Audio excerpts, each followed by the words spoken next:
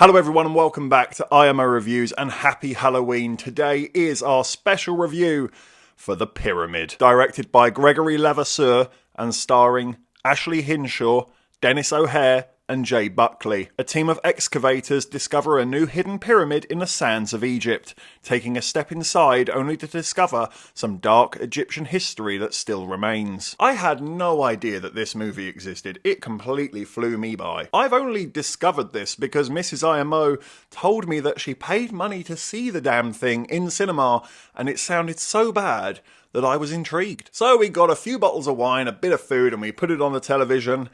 And oh boy, she wasn't lying. This might be one of the best bad things I've seen in quite a while. It's definitely giving The Flood a run for its money. But I have to admit, I do have at least one positive to say about the movie. And my only positive is that I don't think it's a terrible idea. It's basically Indiana Jones but horror. And for me, Temple of Doom was always my favourite because it did dive into those horror elements. So there's no reason that this couldn't have worked. It didn't have to be terrifying, but there's definitely other movies out there that you can easily follow a blueprint for. Tomb Raider, Temple of Doom, Brendan Fraser's The Mummy. It has been tried and tested before. There's not much reason for this to have gone as pear-shaped as it does, because this movie is just a phenomenal car crash that you can't take your eyes off. I said to Mrs. IMO at one point in the movie that I genuinely don't think one single scene has played out that isn't worthy of criticising. Every single scene, something flagged up as either being dumb, weird, poorly executed, poorly acted, poorly edited, just funny instead of scary. It's such a calamity in every step that it takes. I don't think it actually achieves what it's ever trying to at any given moment. It tries to do this and instead it falls flat on its face and ends up like this. And that's The Pyramid with every passing second. It's hilarious, it's embarrassing, but hilarious. And the longer the film goes on, constantly making these mistakes, you just feel a bit sorry for it. We get to a point where I thought the film was going to end, and I thought, oh, okay, you've cut your losses. You've decided that enough's enough, and you've embarrassed yourself enough for one day. And then it keeps going. And I burst out with laughter knowing that no, they don't even have the common sense to know when to stop. They really thought they had more to say. It's endlessly sloppy in every regard.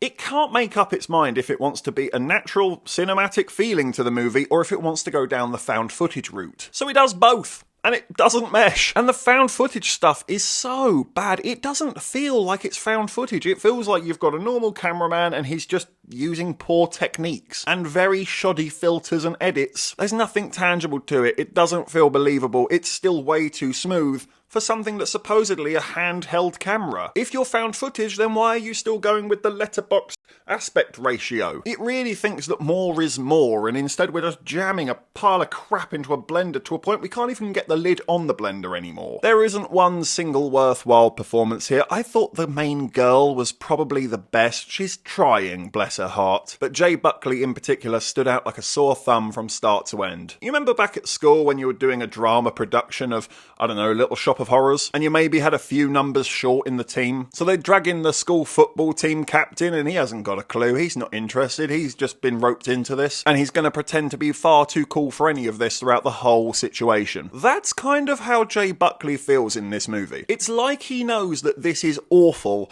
and therefore he is not going to give any effort to anything whatsoever. I'm not looking at his performance as Jay in The Inbetweeners as Oscar worthy or absolutely mind-blowing, but Christ above, is it 10 times better than what we see in The Pyramid. He just feels like he wants to be anywhere else but here. And on one hand, I can't blame him because the film is atrocious, but at the same time, you are a professional actor. Can you do your job?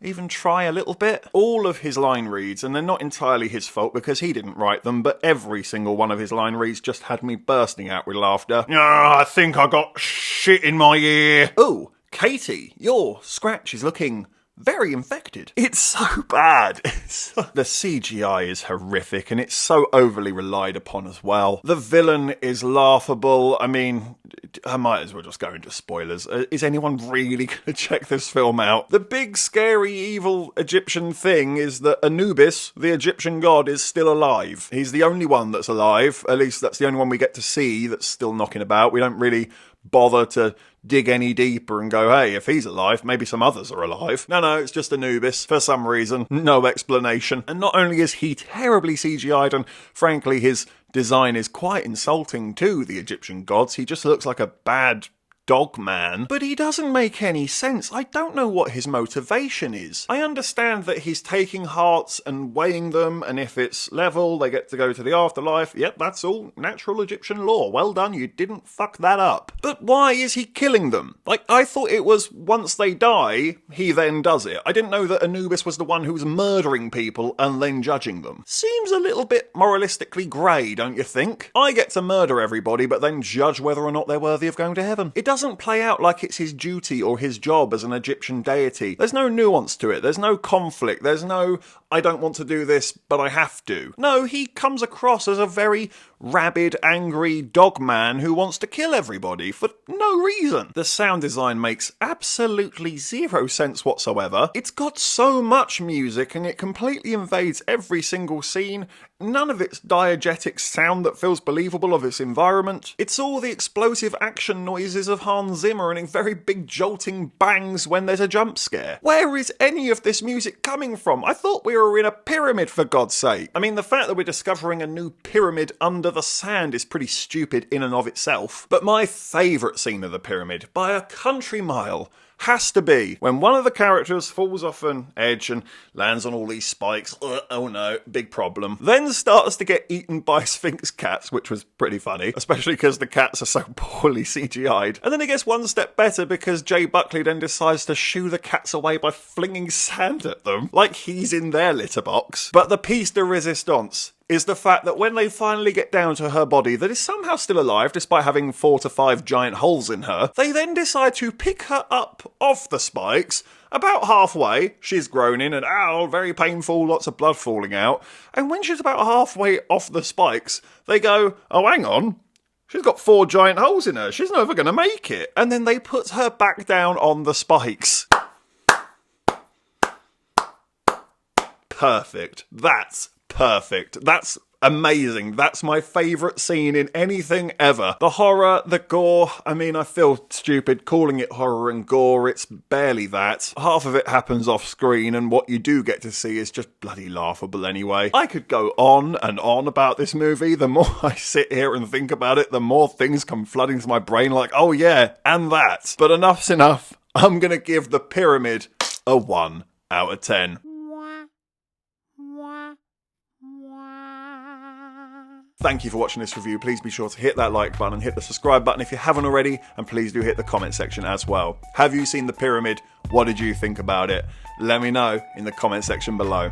And of course, if you haven't had enough of this crazy ginger, well, you can always click on these suggested videos right here and get yourself lost in an IMO wormhole.